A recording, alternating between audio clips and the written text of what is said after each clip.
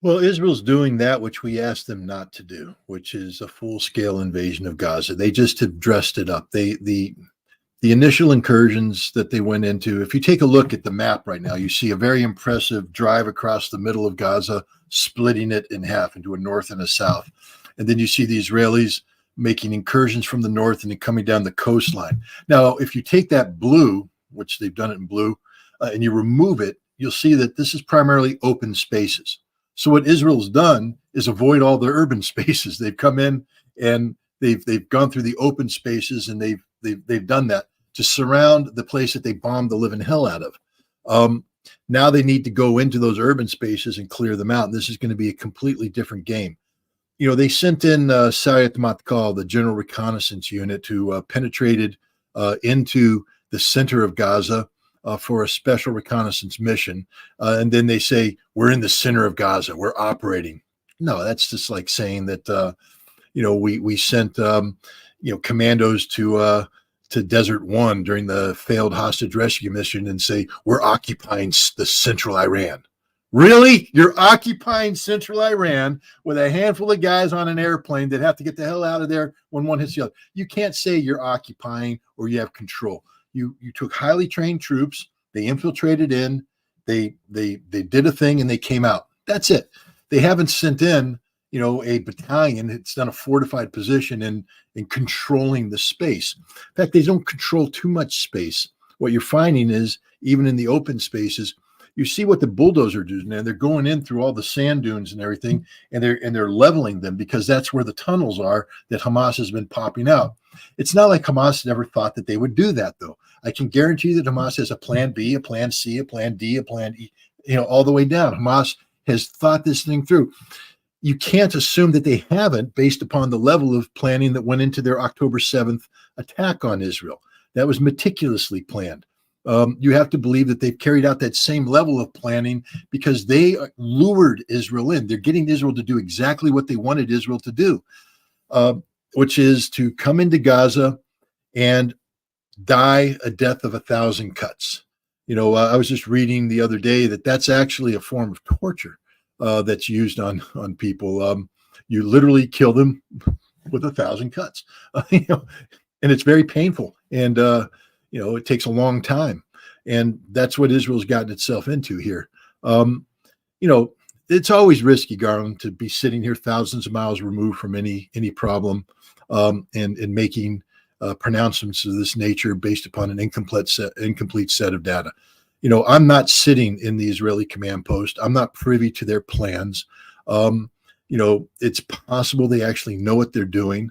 It's possible that Hamas has overhyped their capabilities, and that, as Seymour Hersh has written in his article, that they're down there gasping from a lack of oxygen in a darkened cave because they've run out of power. The air is bad, the food's rancid, and it's all over. I mean, that's what somebody's telling Seymour Hersh, a Pulitzer Prize winning author who wrote an article. I happen to believe that person's just dead wrong, that's pure speculation on their part, that Hamas is far more prepared for this than we can possibly imagine. But we don't know. That's the whole point. We don't know what's going on. But what we do know is this, that Israel, when they stress tested their defense force capacity last year in Chariots of Fire, this year in Firm Hand, a full scope and scale stress test of what happens if everybody comes at us at once, that Israel didn't plan for this. Israel planned for the main fight being with Hezbollah up north. And that's where the bulk of the Israeli army would go, up north. They have a plan for that. Israel planned for fighting in the Golan Heights. Israel planned for a strategic war with Iran. What Israel planned for the West Bank and for Gaza was civil unrest and terrorist attacks. Israel did not plan for what happened on October 7th. They didn't plan for Hamas to come over the wall and tactically defeat the Israeli army in a stand-up fight, because they did. I think people need to understand that there were 2 battalions of the Golani Brigade that were deployed on combat duty on the Gazan border, and they got beat by Hamas in a stand-up fight. And the Golani is one of the best brigades that Israel has, the 13th Battalion, the 51st Battalion. They got beat. They got overrun. They got pushed back. It's a military fight, guys. It's a military fight. And the 300,000 troops that they've mobilized, they don't have a contingency plan for that. There's nowhere in the Israeli file cabinet is there a contingency plan for what to do when Hamas comes over the wall, bitch slaps us around, pushes us out, take hostages, and pull back. They don't have a contingency plan for that because they never imagined it. They never imagined it. So everything they're doing right now is a hip shoot. It's a hip shoot operation. So when they're going into Gaza, it's not like they thought this thing through. They're going into Gaza right now every day going, what are we going to do tomorrow? Well, what's the plan today? How are we going to do this? Okay, we've occupied this. What's our next step? And it leads to a lot of indecision. It leads to a lot of mistakes. And you're already getting Israeli officers coming out from within Gaza saying, this is the biggest goat rope we've ever seen in our life. And it's costing us lives. People are making errors. We don't know what we're doing. We're just going from here to here to here. We're moving around. I mean, it looks good when the Israelis publish their videos that show the tanks going down the road and firing around off into a building. And you're like, hey, it blew something up. And you see the infantry walking around looking like infantry, and you're like, wow, the Israelis are moving. But you do know that you can do the same thing and accomplish absolutely nothing, because you're simply moving troops from point A to point B with no real tactical purpose. Why are they advancing? What is the purpose of the advance? Is there an enemy objective they're trying to take, or is it merely a presence that they're establishing a presence? And establishing a presence isn't really a sound tactical procedure, because a presence of what? You're above the ground, establishing presence on an anthill.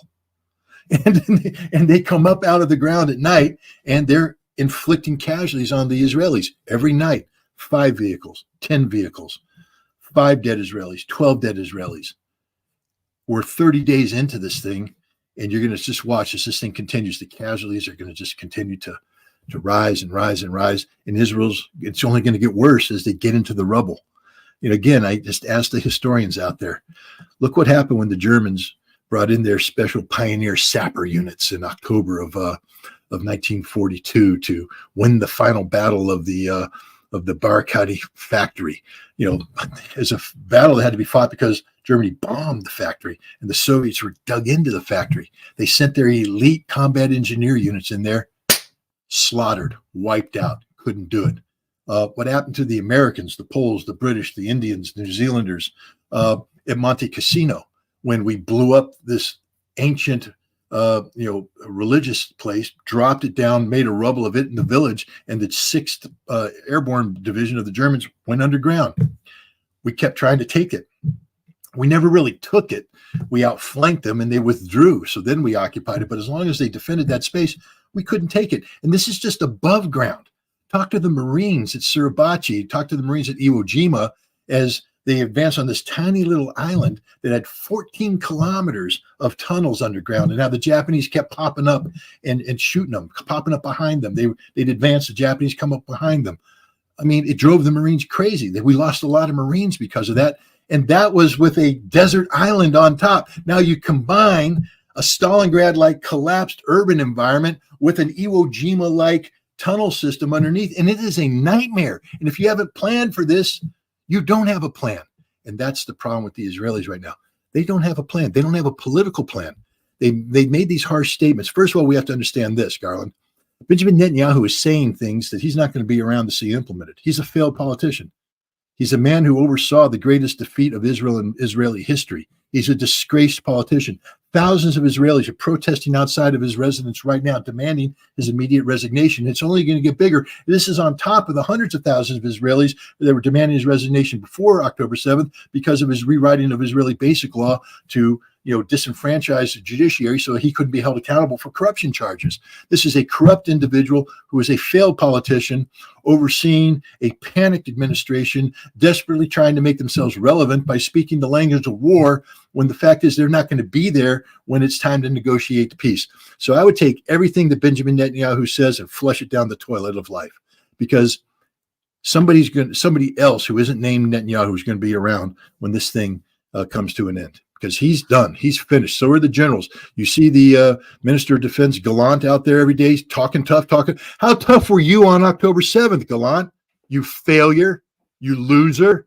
You were part of that team that was talking When they find out, when the Israelis finally wake up to what happened, that on the night of October 6th, October 7th, Gallant, the head of intelligence, Mossad, military intelligence, all got together and they were reading the intelligence reports sent by these young ladies, these observers on the wall, these other people right on the front line saying, hey guys, they're coming over tonight. They're coming over tonight.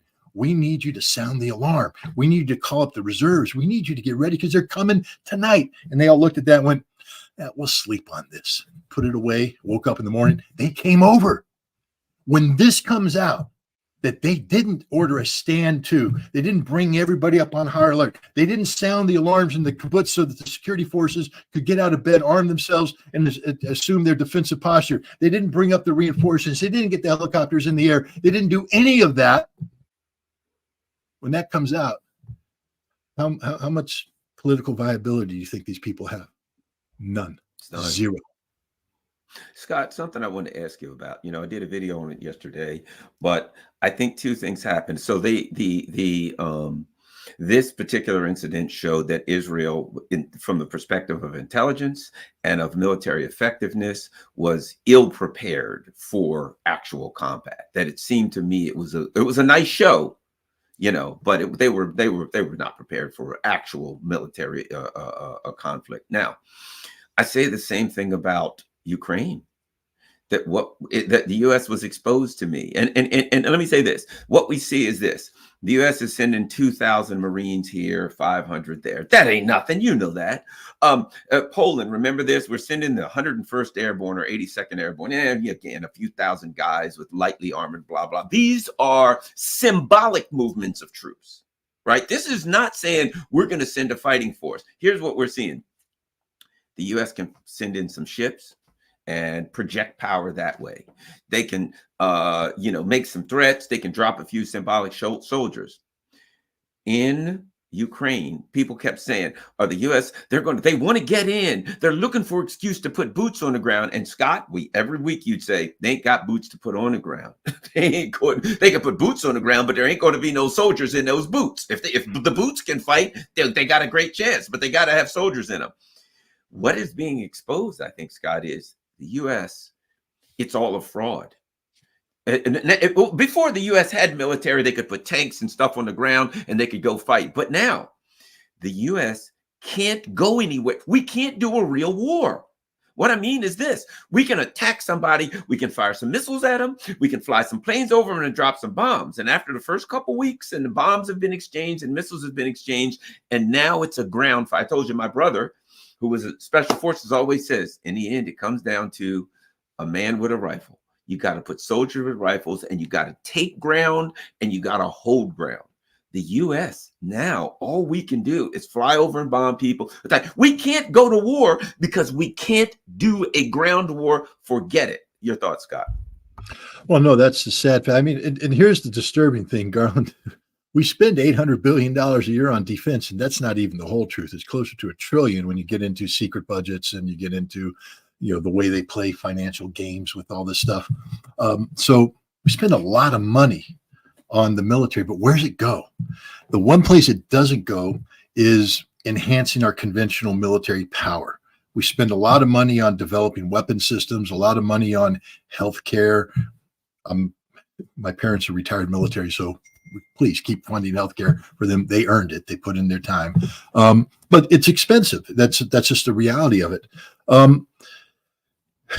What we don't spend money on anymore is conventional warfighting capability. That is to get the not armored brigades. We have to stop talking about brigade. The brigade became sort of the force in the post-Cold War environment where we said we're never going to fight a large-scale ground war again. So we're going to focus on the brigade combat team. That's going to become the focal point of our effort. We send in a brigade combat team. We can enhance it, and that's going to be sufficient to do what we need it to do. Ukraine just put 12 brigades into the meat grinder for this counteroffensive, and they're all dead, ladies and gentlemen. They're gone. They're finished. 12. We got 31 brigades, I think, in the U.S. Army. 31 active duty brigades. I think there's 11 armored brigades. That might be a high number. I don't know. I have to go back and look at it. But the point is, we don't have that many. And here's the beauty of it, ladies and gentlemen. In order to maintain strength, the U.S. Army needed to recruit 60,000 people last year. That's just to maintain the strength that they have. They're 15,000 short. So that means that the strength that we have right now is 15,000 lower than where it needs to be at full strength. So we have units right now that have to be mothballed or operating at diminished capacity. In order to build the military that Garland is talking about, a truly capable military where we can project this power, we're going to need another 150 to 250,000 troops. If we can't recruit 60,000 to maintain, how are we going to turn around and recruit 250,000 more to build? Nobody's joining the military anymore. I mean, and the people that do join, most of them, I hate to say it, but they're, yeah. This is one of the reasons why people are running away from the military, because you got to say the U.S. is spending money on the healthcare. There's healthcare right there. No comment. I just thought people need to see that that the U.S. is spending lots of money on the military. Well, we're not spending. That's a political decision that I'll leave it up to the politicians. But I'll say this: that there does not enhance combat capacity. And if you're in the military business, you should be in the war fighting business, because that's why the military exists. The military doesn't exist to provide a mirror image of American society. The military doesn't need to be woke. It doesn't need to be, you have to adhere to constitutional standards, meaning that, you treat people with respect, with equality, et cetera. But there are places where they're not equal. With all due respect to the women in the military, yes, there are a handful of you that can go through Ranger School. Maybe. We don't know the full story of that yet. Did they let you go? Did you earn it? I don't know. I wasn't there. Let's just assume you earned it. All right. But the fact that 6 of you graduate or 8 of you graduate or whatever the number is, that does not a combat capacity make for females in America. The bottom line is the average female can't do what the average male infantryman can do and must do to prevail in combat. But when we integrated our forces, the Marine Corps took the lead on this. The Marine Corps challenged the Department of Defense, Department of Navy, when they said you have to integrate combat units. They said, no, if we do this, we ran a test. And if we do this, 2 things are going to happen. Our lethality is going to drop, meaning that this battalion that we've created, this Marine Infantry Battalion, when we deploy it, it's the most lethal fighting force the world has ever seen of that size. You are diminishing the lethality of that. So all the effort we put into creating this, you just made it instantly weaker, automatically.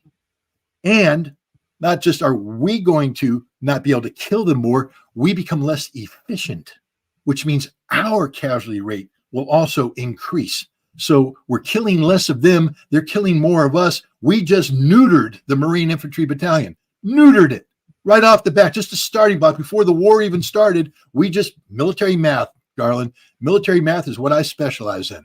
And we just created an algorithm of defeat of the Marine Infantry Battalion in combat. Fortunately, we don't have a lot of women Marines in the infantry, so we haven't totally destroyed it.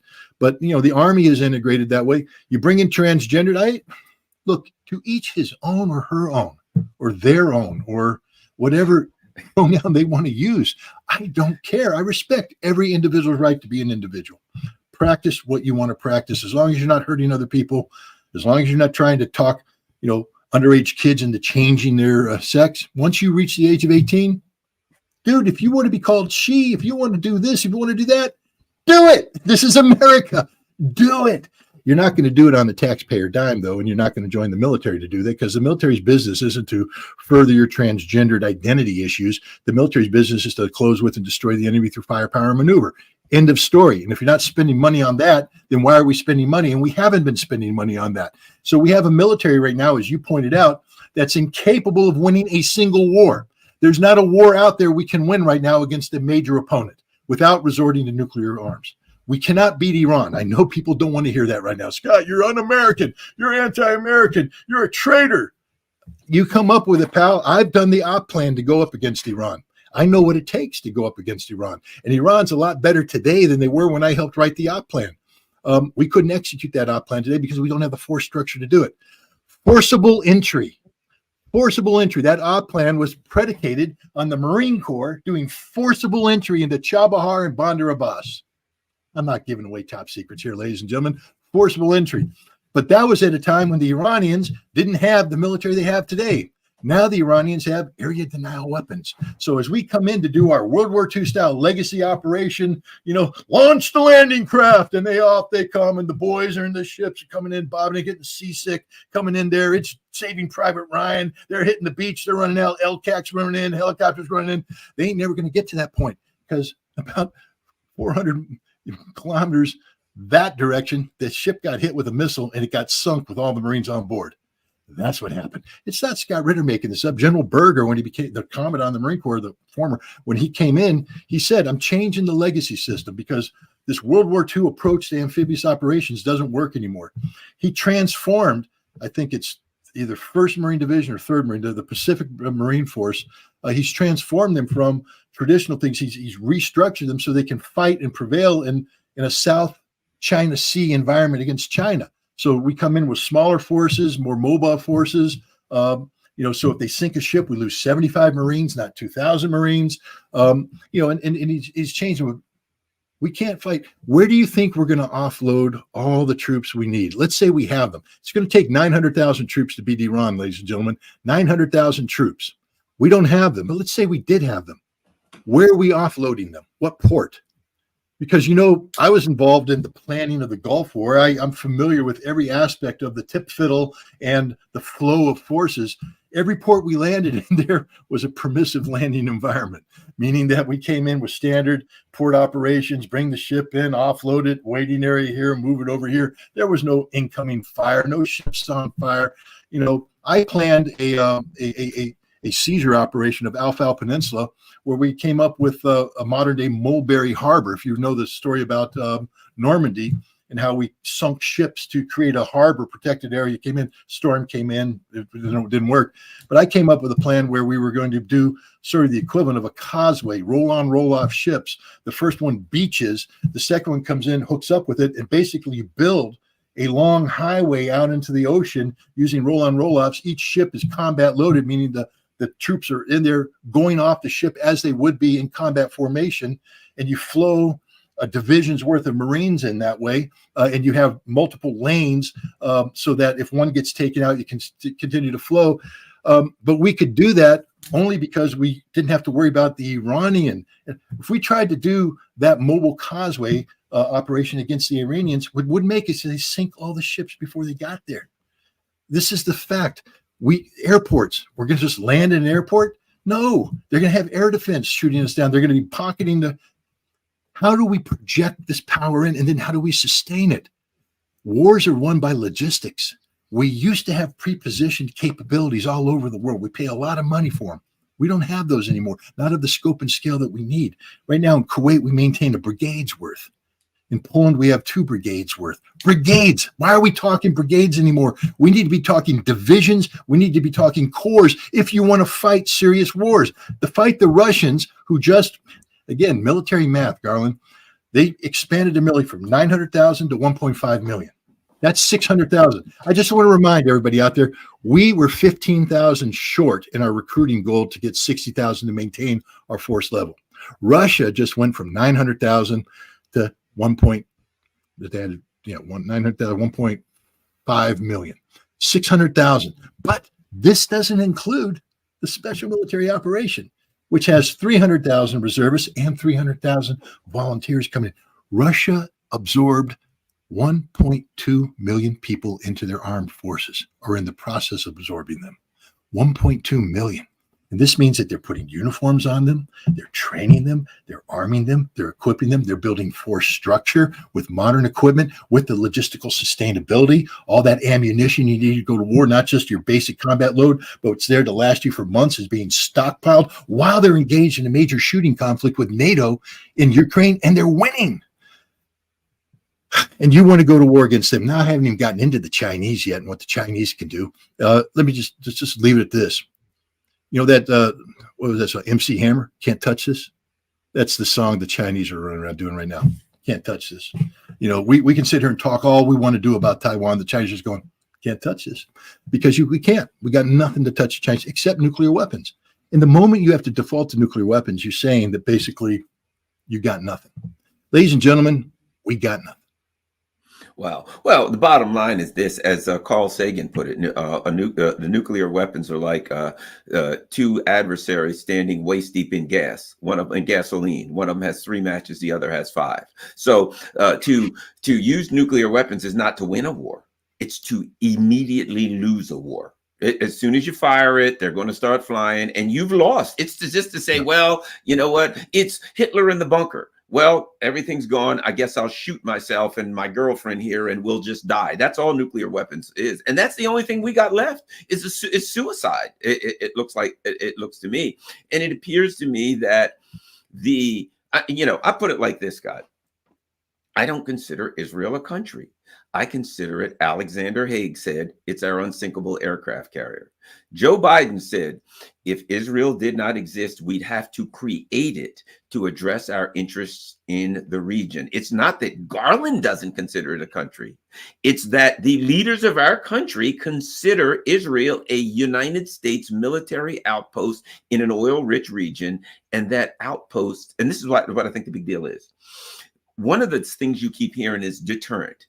Israel no longer has its ability to deter the people in the region from, doing whatever they want to, pushing back against the U.S. It seems to me it's obvious that not only has the U.S. been exposed in Ukraine, the U.S. has also been exposed in Israel. And now the Arab nations aren't looking at Israel in the U.S. anymore saying, hey, we can't defeat them. They're just looking at them saying, are these lunatics crazy enough to nuke themselves and everybody else? But because that's gone, you're not going to get if I say I can beat everybody on the playground and some little kid comes up and kicks me in the teeth. No matter what I do, the other kids on the playground ain't going to be scared of me anymore. They're trying to get something back that I think they can never get, Scott. Your thoughts? No, you're 100% correct. The mythology of Israeli invincibility has been exposed as the fraud that it is. It's not just the performance of the IDF; it's the performance of the Israeli intelligence service. It's supposed to be all-knowing, all-wise, all-seeing. Apparently, they were easily spoofed. And it's also, Israel had become this untouchable from a global geopolitical standpoint. During Donald Trump's time, you didn't dare criticize Israel because Trump came down on you rock hard. I mean, he moved say what you want about Donald Trump, and I'm critical of just about everything he does and did as president. I really liked what he did with North Korea, but that's an exception. What he did with Iran was horrible. What he did with Russia was horrible, promising one thing, delivering another. And what he did with the Palestinian people in Israel, I mean, he moved the American embassy to Jerusalem. If you don't understand how destabilizing that was and how precipitous that was, you don't know anything about Middle East politics. But he did it. He did it. I mean, he did it, meaning he ain't talk and no action. He said he's going to do something. Damn it, he did it. You got to give him a tip of the hat on that one. Even if you disagree with it, you got to say, okay, if he says he's going to do it, he's going to do it. You didn't dare criticize Israel in the international community when Donald Trump was president of the United States. And Biden has tried to sustain that. Look what's happening right now in every nation around the world. The streets are full of people. Garland, in your neck of the woods, when was the last time you thought you'd see, I don't know, how many people? I was there. People were there? I never. They're saying 300,000. It was probably. I've never seen anything like it in my life. The amount of people that was in Washington D.C. and all I saw was genocide. Let's just say, if they think, and they were like 25 years old. So my point is, if they think they had trouble getting young people to join the military last year, I think their problems are going to increase exponentially. No one's going to fight and die for this system, unfortunately. I mean.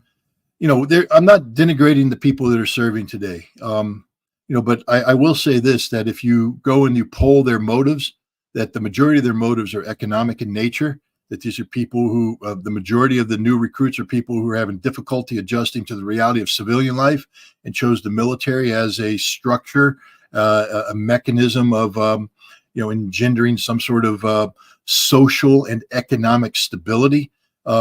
A lot of the people that are joining the military today are and I'm getting off track here, but I got to say this.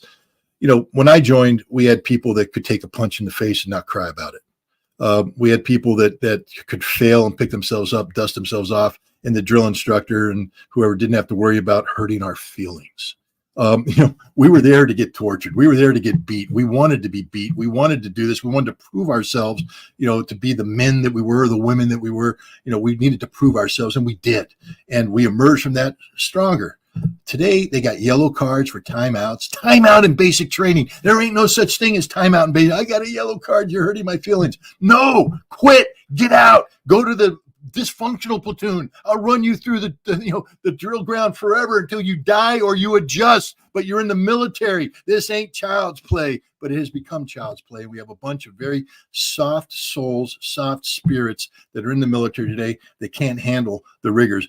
And I'm not denigrating PTSD. It's real. A lot of suicides, but I'll say that there's a higher rate of PTSD for people who are non-combat because they don't understand the system they got in.